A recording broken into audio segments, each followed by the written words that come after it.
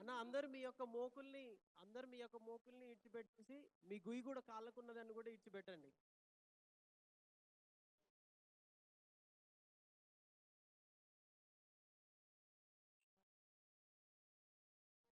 మీ మోక అనేది వదిలిపెట్టండి అన్న. మీ గుయ్యి కూడా వదిలిపెట్టేసేయండి, మీ చేతులు కూడా వదిలేసేయండి, చెట్టును పట్టుకోకండి.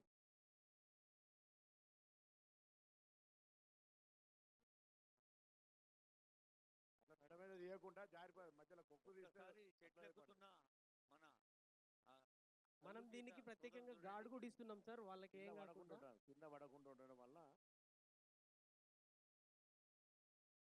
ఇవన్నీ కూడా ఎన్నో ట్రయల్స్ తర్వాత మనకి ఎన్నో ట్రయల్స్. ఏం పేరు నీ పేరు? గౌడ్ సాబ్ ఏం పేరు నీ పేరు? రంగయ్య. కరెక్ట్గానే ఉందా? అంతా మంచిగుందా? సమస్య ఏం లేదు కదా?